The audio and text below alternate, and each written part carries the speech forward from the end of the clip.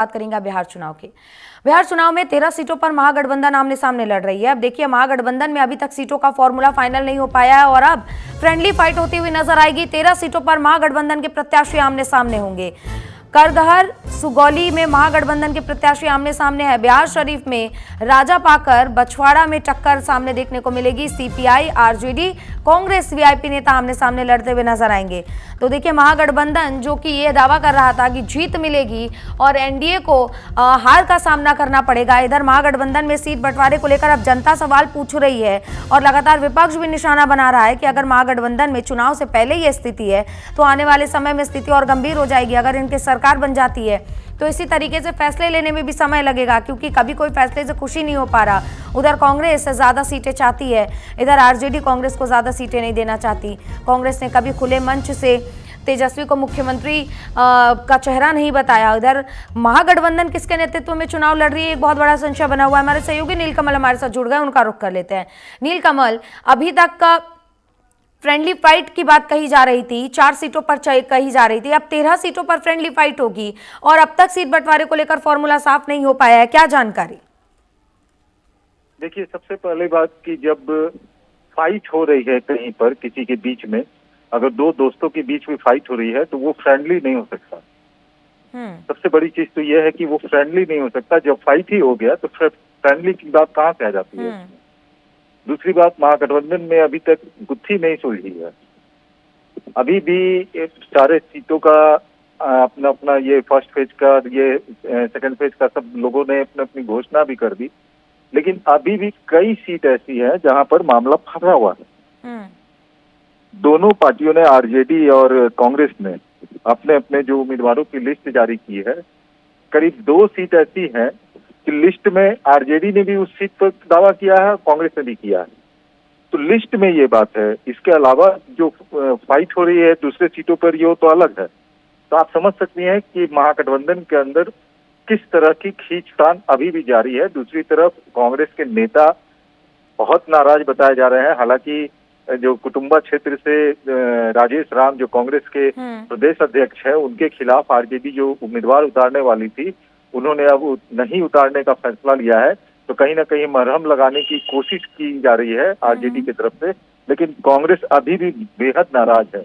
और जो सूत्र बता रहे हैं हमें कांग्रेस के कि ऊपर से, यानी आला कमान, यानी राहुल गांधी ने स्पष्ट बिहार के जो नेता हैं, जो बिहार के प्रभारी है या फिर बिहार के प्रदेश अध्यक्ष हैं पीसीसी के, तो उनको स्पष्ट संदेश दे दिया गया है कि किसी भी हालात में झुकना नहीं है।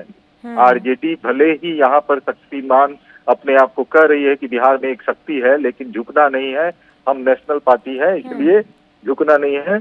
और अपनी बात को जो रखी जाएगी, और अगर उसमें नहीं मानते हैं तो अपनी बात पर कायम रहना। तो ये जो है, नीलकमल, क्या कह सकते हैं कि एनडीए ने जो अपना फॉर्मूला तैयार किया, जहां पर बीजेपी और जेडीयू दोनों 101 सीटों पर चुनाव लड़ी है, यानी कि कोई किसी से कम नहीं वहां पर दर्शा रहा, क्या कांग्रेस भी सेम मांग कर रही है कि हमें भी किसी से कम नहीं होना, इसीलिए आरजेडी के साथ ये फाइट देखने को मिल रही है?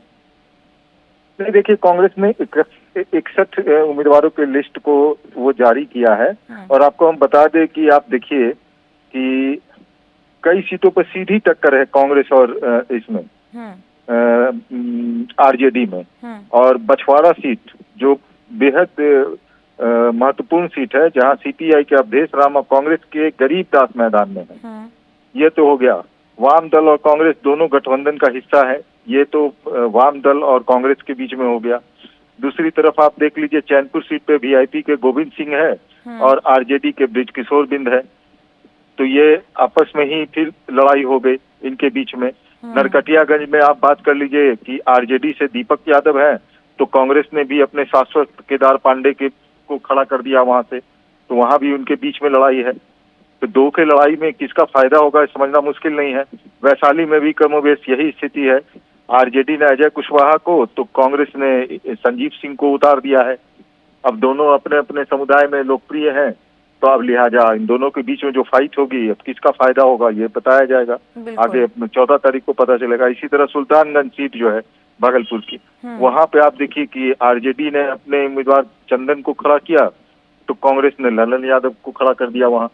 तो ऐसी कई सीटें हैं। और यहाँ आप कहलगांव में देखिए आरजेडी के रजनीश हैं, तो कांग्रेस ने प्रवीण सिंह कुशवाहा को वहाँ पर उतार दिया है। बिल्कुल तो नीलकमल कई कह सीटें सकते ऐसी हैं है, कि 13 जनता सीट के से बीच में भी ज्यादा है। असमंजस की स्थिति बन गई है, क्योंकि और आप ऐसे एक सबसे महत्वपूर्ण चीज ये बता दूं आपको कि जो पूर्व विधानसभा अध्यक्ष उदय नारायण चौधरी आरजेडी के थे जी और उनको जो है सिकंदरा विधानसभा क्षेत्र से उम्मीदवार बनाया गया आरजेडी के तरफ से।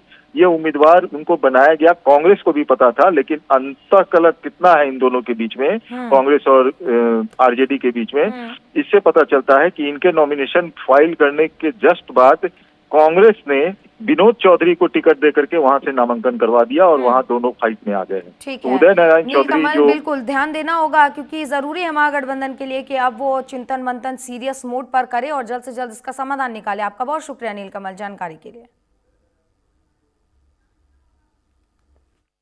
इसीलिए एक साथ मिशन पर काम करते हुए first phase of nomination file करने से पहले ही हम लोगों ने कौन कितनी सीट पर लड़ेगा, कहाँ से कौन प्रत्याशी लड़ेगा, प्रत्याशियों की सूची, सब कुछ डिक्लेयर कर दिया था।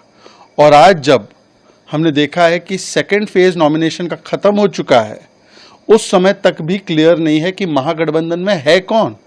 भाई जेएमएम है या निकल गई, वीआईपी कितनी सीट पर लड़ेगी, लेफ्ट कितनी सीट पर लड़ेगी, कांग्रेस कितनी सीट पर लड़ेगी, और 143 सीट्स पर यूनिलैटरली बिना किसी से पूछे आरजेडी ने प्रत्याशी उतार दिए हैं। यहां पर चेहरा कौन होगा ये भी क्लियर नहीं है।